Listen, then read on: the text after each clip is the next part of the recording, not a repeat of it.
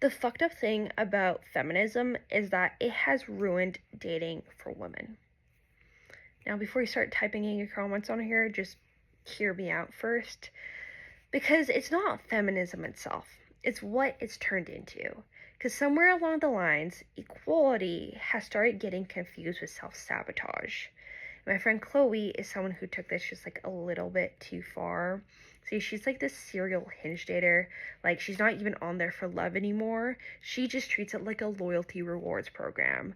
I'm talking every week, new guy, new vibe, new maybe he's the one. And the thing is that all these men, they treat her so damn well. Or so I thought. Because these men are taking her to dinner reservations, movies with pre-bought snacks. One guy even brought Chloe to a painting class because she mentioned she liked art once. He literally said to her, "Oh, I thought it'd be fun to do something creative together." Like, girl, that man is husband material. But every time she calls me up after these dates and is like, "He was just too nice," and starts ranting about how she wants someone with an edge, someone more interesting, someone more dangerous. Meanwhile, I'm over here thinking that, girl, you need therapy because be careful what you wish for. But she's rejecting all these good men like it's a plague. And then one day, karma punches her in the face, okay? Because she FaceTimes me and her like eyes are wide, she's smiling huge, and she's screaming like, "I found him!" Like practically squealing, talking a mile a minute about how she has found the perfect man. Not like one of these boring guys she's been out with before. He is different. And she starts begging me to meet him. Now, usually, I don't like to meet her men because I don't want to get attached to someone who's going to vanish in 72 hours. But this time she is on her knees, so I'm like, okay, fine, just one drink. And this is where everything starts to go downhill. So Saturday night rolls around, I walk into the bar. It's this like cute speakeasy type of place, you know, like velvet booths, dim lighting. The cocktails cost $20 because they look like a piece of art. And I spot Chloe and I see her sitting by herself. I'm like, "Yo, like, where's your man?" And she was like, "Oh, he's just running late because her place was too far to pick her up to bring her there." Like, girl, that's red flag number one. Because I know for a fact one of these nice guys that Chloe has ghosted would have like driven across state lines just to see her. And then she starts like giving me the rundown of what this man is like. She's like, he's smart, he's ambitious, he's confident. The words that women use to describe toxic men. So now I'm out here thinking that Chloe's perfect man is the homeless guy sitting outside. But then walks in Bradley. He's maybe 5'7", slick back, black hair that could blind someone. Shirt 2 sizes too tight, a chain, and you can smell his cologne before he even reaches you. The type of guy who's been 27 for the past 5 years, okay? And he sits down and he smiles, and within seconds, I'm like, yep, this is going to be a disaster. We start chatting, and this man, for the life of him, cannot keep eye contact because his eyes are staring at my yitties the whole entire time. I'm like, bro, my eyes are up here, just look up a little bit.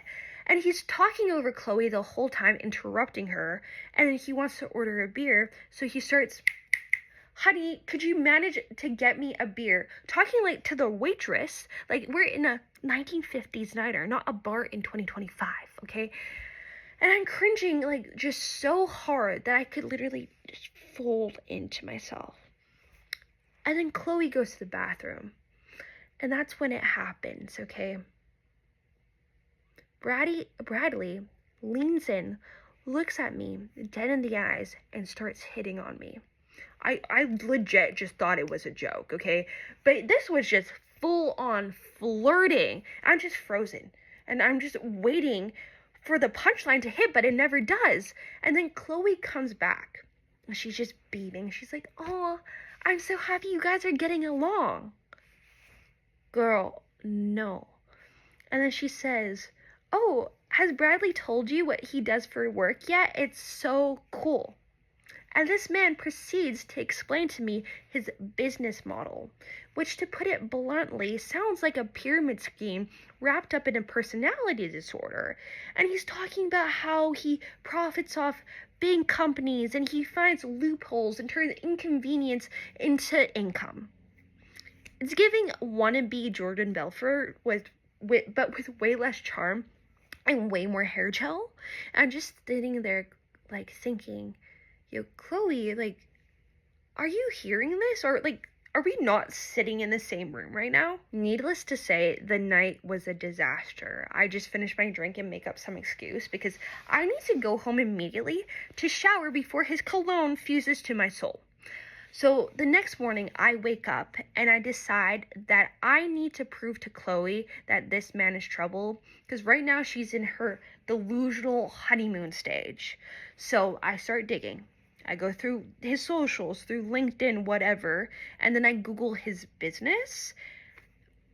And here's the twist, okay? Bradley makes money off of just filling claims against companies that owe people money from settlements.